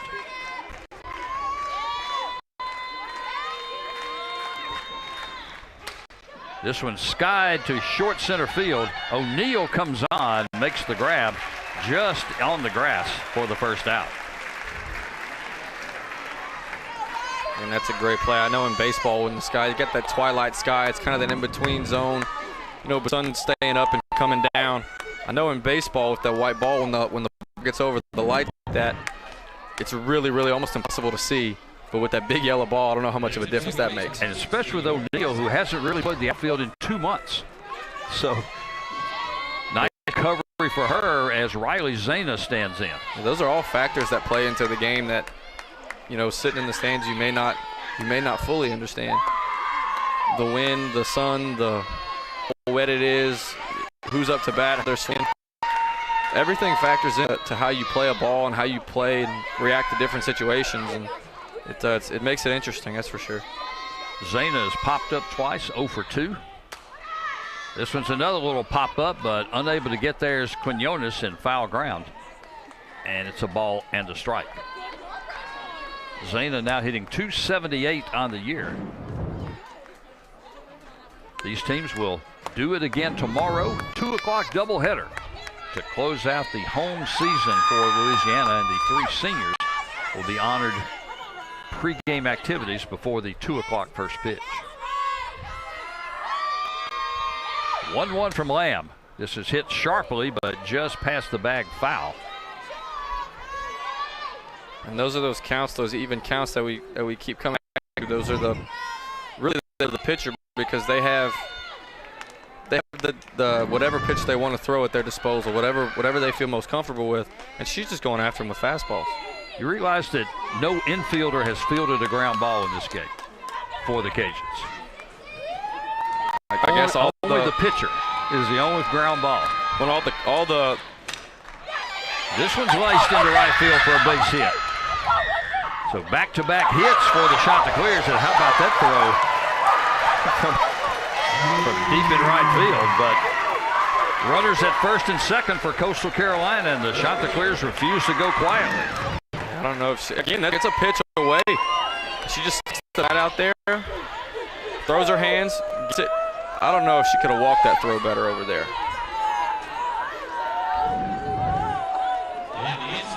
And this is one of those meetings again.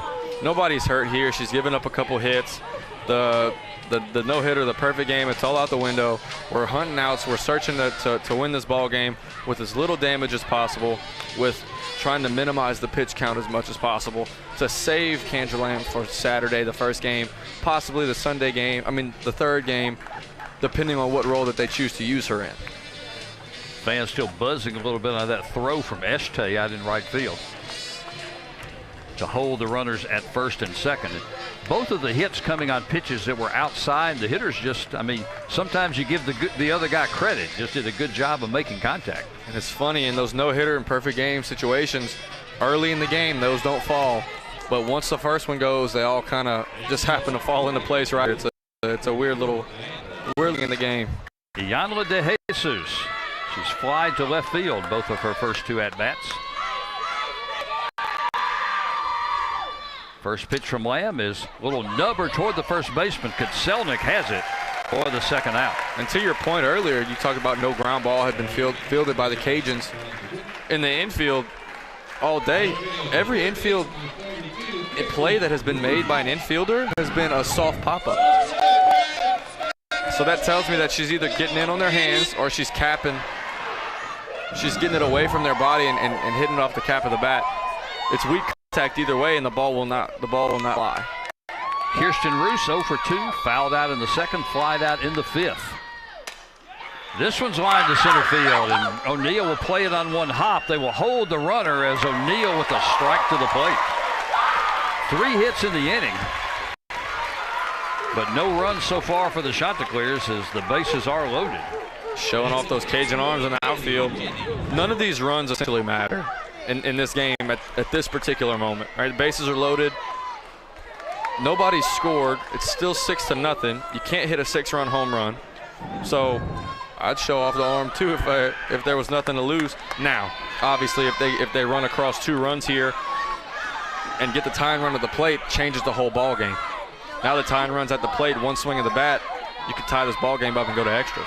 Maddie Jennings 0 for 2. First pitch is in for call strike 1. Popped up to the pitcher, popped up to second base. She's now hitting .189.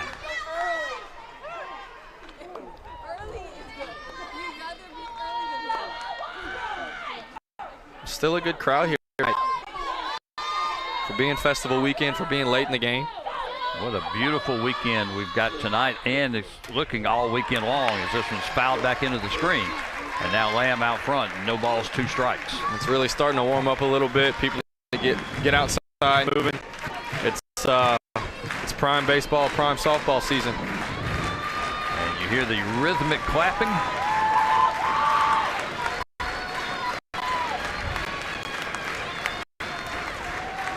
Sam is one strike away from a shutout.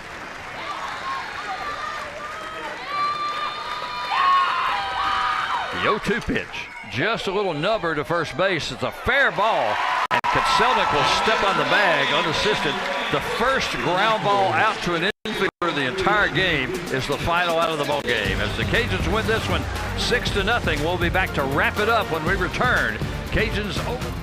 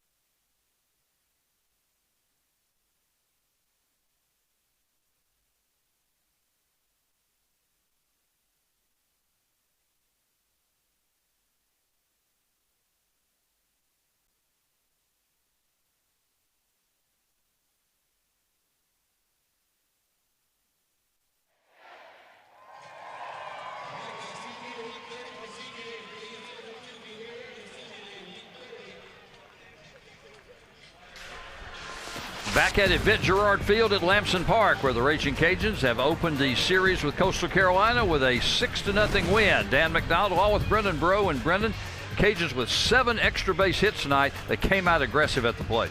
Yeah, they really did. They swung the bat well, and the difference in this game, it was really just the two pitchers, the effectiveness and the efficiency of both pitchers. Beasley Poco was effective at times, but just not efficient, and the Cajuns maximized when she was not efficient.